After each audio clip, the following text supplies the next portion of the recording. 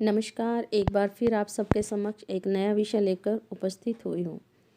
आज का हमारा विषय है कृतिका भाग 2 से पाठ 3 साना साना हाथ जोड़ी। इस पाठ की लेखिका हैं मधु कांकरिया। आज हम इस पाठ के माध्यम से जानेंगे कि मधु कांकरिया जी ने इस पाठ में किन किन चीज़ों का वर्णन किया है। सबसे पहले हम देखेंगे कि साना साना हाथ जोड़ी पाठ की जो लेखिका हैं मधु कांकरिया हैं। लेखिका इस पाठ के माध्यम से यह बताना चाहती हैं कि यात्राओं से मनोरंजन, ज्ञानवर्धन एवं अज्ञात स्थलों की जानकारी के साथ साथ भाषा और संस्कृति का आदान प्रदान भी होता है। लेखिका जब महानगरों की भाव शून्यता, भागम भाग और यंत्रवत जीवन से ऊब जाती हैं तो दूर दूर यात्राओं पर निकल पड़ती हैं। उन्हीं यात्राओं के अनुभवों को उन्होंने अपने यात्रा वृत्तांतों में शब्दबद्ध किया है। इस लेख में भारत के सिक्किम राज्य की राजधानी गंगटोक और उसके आगे हिमालय की यात्रा का वर्णन किया गया है।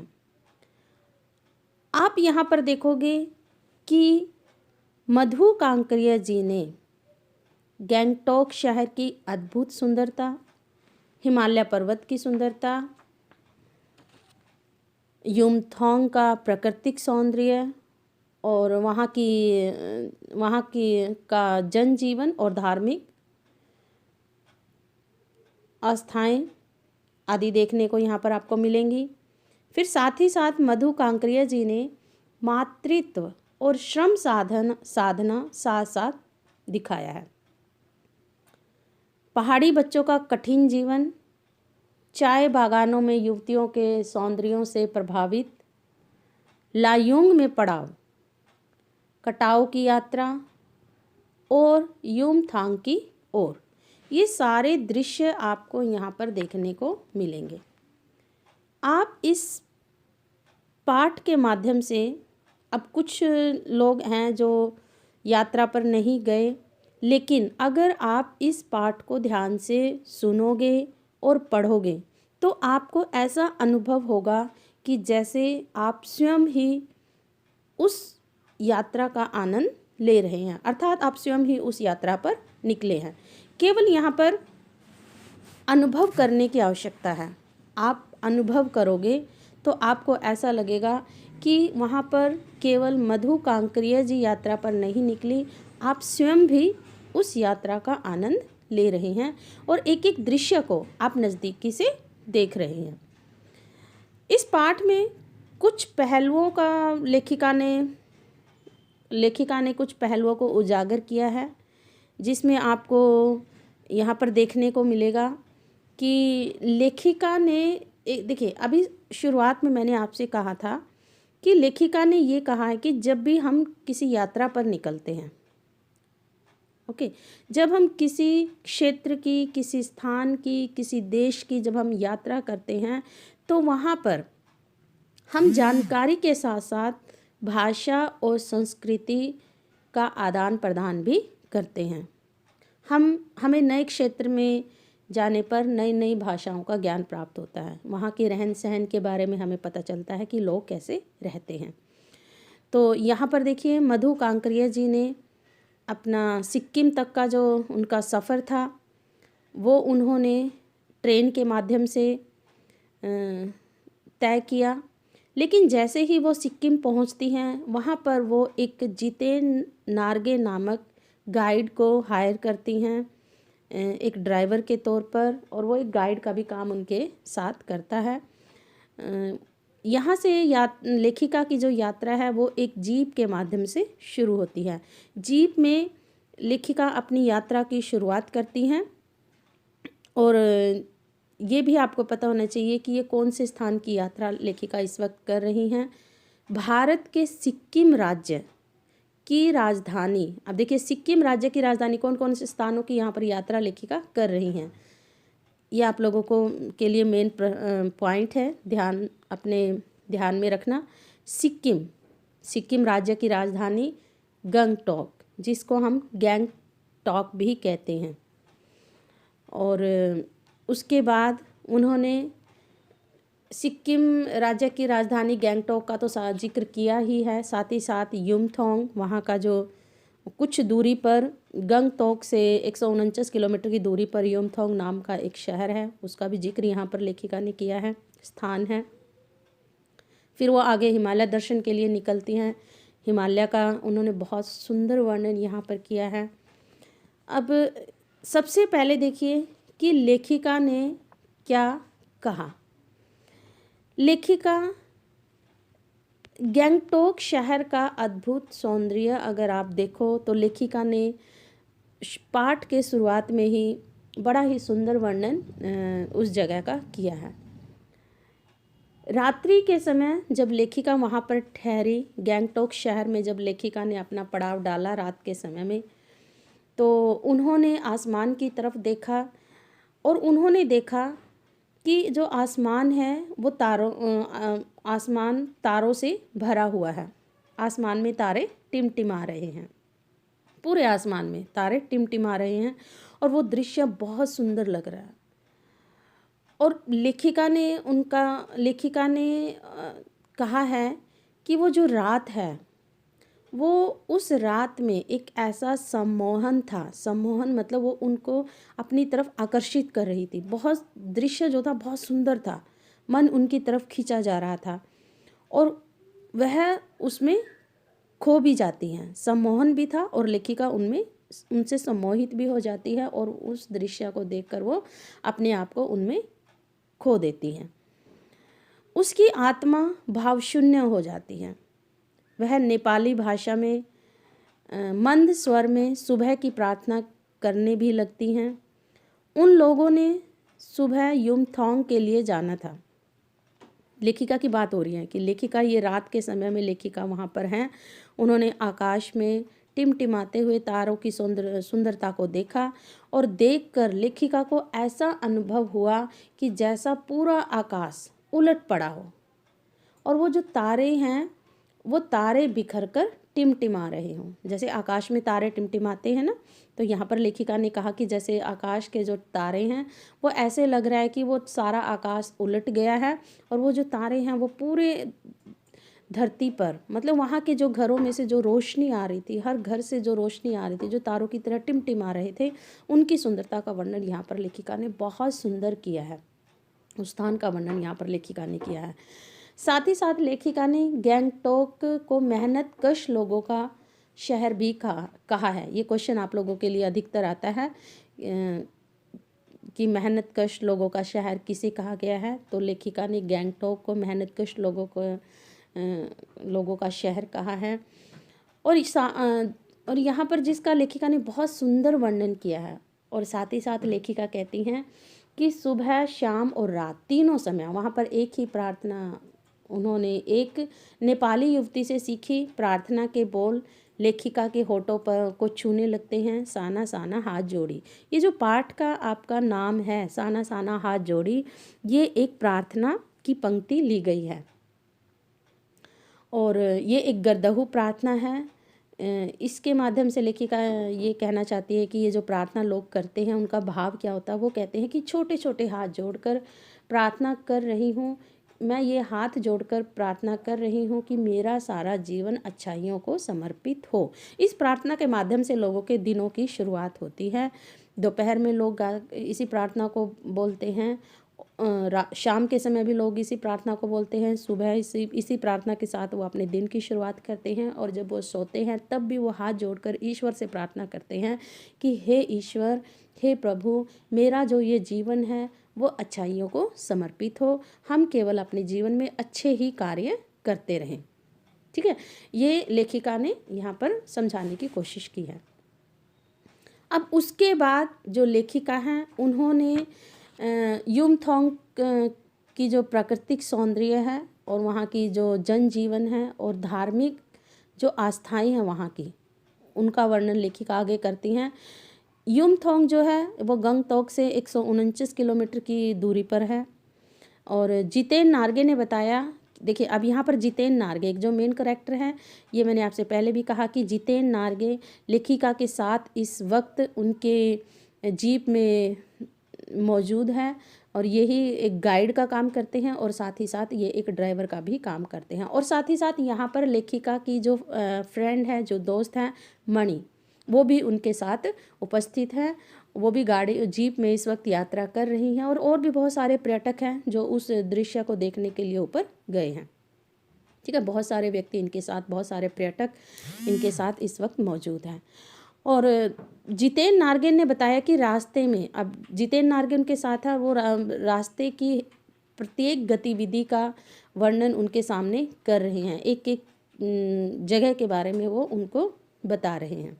तो जितेन नार्गे ने उन्हें बताया कि रास्ते में गहनतम घाटियाँ और फूलों से लदी वादियाँ मिलेंगी। ये जितेन नार्गे लेखिका को बता रहे हैं जब वो जीप में यात्रा कर रहे हैं। वहीं लेखिका ने बौद्ध पताकाएँ देखी, जब उन्होंने बौद्ध धर्म की वहाँ पर पताकाएँ देखी, झंडे देखे, तो उनके बारे में भी जब लेखिका के पूछने पर जितेन ने बताया कि किसी बुद्धिस्ट की मृत्यु होने पर उसकी आत्मा की शांति के लिए शहर से दूर किसी पवित्र स्थल पर 108 श्वेत पताकाएँ, श्वेत बौद्ध पताकाएँ फहराई जाती हैं तथा किसी नए कार्य का आरंभ करने पर रंगीन पताकाएँ लगाई जाती हैं।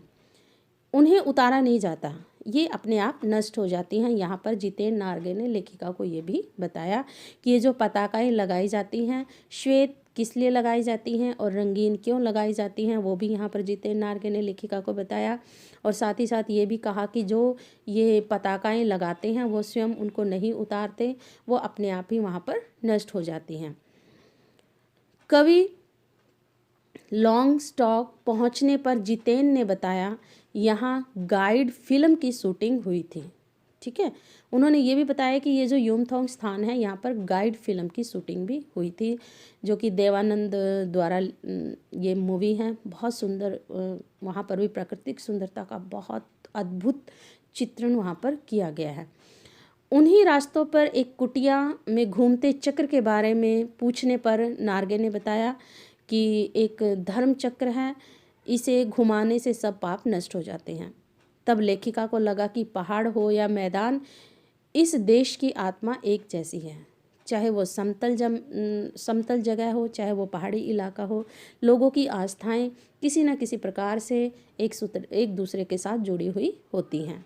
ठीक है, सबकी अपनी अपनी आस्थाएं हैं। जैसे हम मंदिरों में जाते हैं, हम लोग ये कहते हैं कि इस जगह पर पूजा करने से ये मनोकामना पूरी होती है, इसका ये अर्थ है, इसका ये अर्थ है। तो चाहे वो समतल जगह हो, चाहे वो पहाड़ी जगह हो, तो दोनों की आस्थाएं, दोनों पर रहने वाले लोगों की आस्थाएं एक समान है।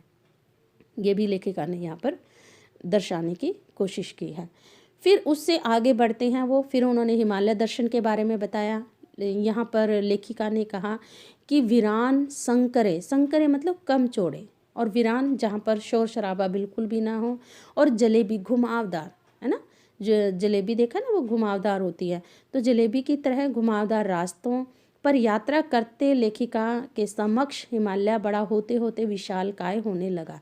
अब जैसे जैसे वो हिमालय की तरफ बढ़ी तो हिमालय उनके नज़दीक आने लगा और उसका जो आकार था वो बढ़ता हुआ नज़र लेखिका को आया। बहुत सुंदर दृश्य यहाँ पर लेखिका ने बताया है हिमालय के बारे में।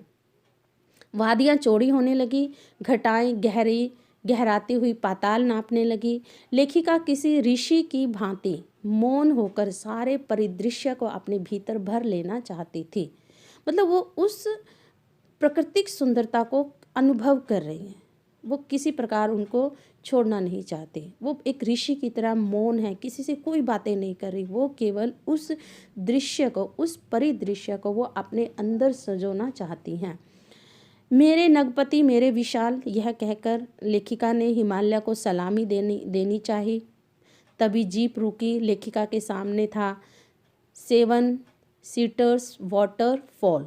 अब यहाँ पर 7 सीटर्स वाटरफॉल का भी वर्णन यहाँ पर लेखिका ने किया।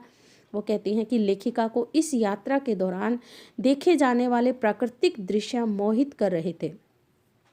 सतह प्रवाहमान झरने, चलते हुए झरने, वेग से बहती तीस्ता नदी, सामने उठती धुंध, ऊपर उठते आवारा बादल, सभी अपनी लय तान में बहते नज़र आ रहे थे। अब देखिए, जब भी आप पहाड़ों पर जाते हो तो आपको ऐसा लगता है कि ये जो आकाश है ये नीचे है, आप उनको अनुभव कर सकते हो। ठीक है, धुंध वहाँ पर पड़ी हुई है, उसका बड़ा सुंदर वर्णन लेखिका ने यहाँ पर किया है। संपूर्णता के इन क्षणों में लेखिका बिखरे सौंदर्य से इस प्रकार एकात्मक हो रही थी। इनमें कोई यहाँ पर लेखिका को अपने में और उस प्राकृतिक दृश्य में किसी प्रकार का कोई अंतर नज़र नहीं आ रहा था। वो उनमें बिल्कुल एक हो चुकी थी कि उसकी अंतरात्मा में प्रकाश भरने लगा था। वो सारी चीज़ें उसमें समा रही थी। वह ईश्वर के निकट थी और सुबह सीखी प्रार्थना उसके होठों पर थी, साना साना हाथ जोड़ी। फिर आगे मातृत्व और श्रम साधना साथ साथ यहाँ पर दोनों ही दृश्य देखने को एक साथ मिले। माताओं का जो प्रेम है उसके बारे में बताया है। यहाँ पर लेखिका कहते हैं कि प्रकृति के इन सुंदर दृश्यों को देखते लेखिका थोड़े आगे निकली तो उसे कुछ पहाड़ी स्त्रियाँ पत्थर तोड़ती नजर आई।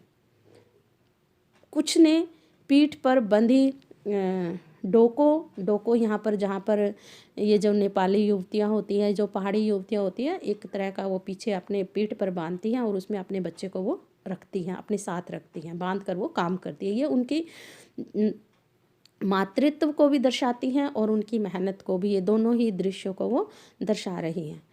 ये सुंदर वातावरण में भूख, गरीबी और मौत के निर्मम दृश्य ने लेखिका को सहमा दिया। ऐसा लग रहा था कि मातृत्व और श्रम साधना साथ साथ चल रही हैं।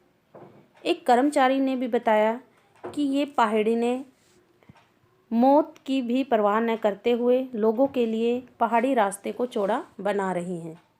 कई बार काम करते समय किसी न किसी व्यक्ति की मौत भी हो जाती है, क्योंकि जब पहाड़ों को डायनामाइट से उड़ाया जाता है तो उनके टुकड़े इधर उधर गिरते हैं। यदि इस समय सावधानी न बरती जाए तो जानलेवा हादसा घट जाता है। उन लोगों की स्थिति देखकर लेखिका को लगता है कि सभी जगह आम जीवन की कहानी एक सी है। मजदूरों के जीवन में आंसू, अभाव और यातना अपना अस्तित्व बनाए रखते हैं।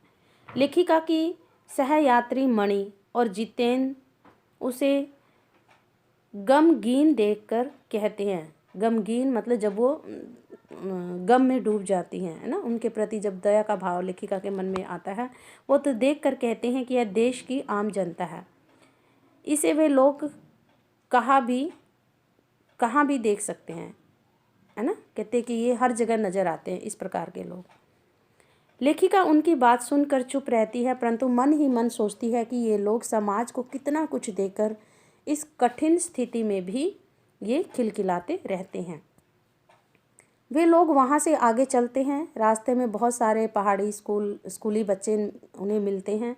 जितेंद्र बताता है कि ये बच्चे 3-3.5 किलोमीटर की पहाड़ी चढ़ाई चढ़कर स्कूल जाते हैं। यहाँ आसपास 1 या 2 स्कूल है। ये बच्चे स्कूल से लौटकर अपनी माँ के साथ काम करते हैं। यहाँ का जीवन बहुत कठोर है। जैसे जैसे ऊंचाई बढ़ती जा रही थी वैसे वैसे खतरे भी बढ़ते जा रहे थे। रास्ता तंग होता जा रहा था। जगह जगह सरकार की चेतावनियों के बोर्ड लगे थे कि गाड़ी धीरे चलाएं। सूरज ढलने पर पहाड़ी औरतें और बच्चे गाय चराकर घर लौट रहे थे। ये सब दृश्य लेखिका को नज़र आ रहे थे। लेखिका ने ये सब दृश्य देखे। कुछ के सिर पर लकड़ियों के गट्ठर थे।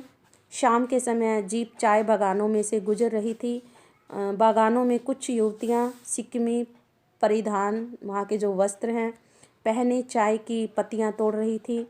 उनके चेहरे ढलती शाम के सूरज की रोशनी में दमक रहे थे, अर्थात चमक रहे थे। चारों ओर इंद्रधनुषी रंग छटा बिखेर रहा था। लेखिका इतना प्राकृतिक सौंदर्य देखकर खुशी से चीख रही थी। युमथांग पहुंचने से पहले वे लोग लायुंग रुके। बीच में उन्होंने पड़ाव भी लिया। कौन से स्थान पर वो रुके? लायुंग जो है एक छोटी सी बस्ती है। लायुंग एक छोटी सी बस्ती है जहाँ पर लेखिका थोड़ी देर के लिए रुकती है। में आगे की जानकारी प्राप्त करने के लिए आप नेक्स्ट वीडियो को देखें। आगे की जानकारी आपको दूसरी वीडियो में प्राप्त होगी। यदि आपको मेरा वीडियो अच्छा लगे तो आप मेरे चैनल को लाइक और सब्सक्राइब अवश्य करें ताकि मैं आप लोगों के लिए नई नई वीडियो लेकर आती रहूं। धन्यवाद।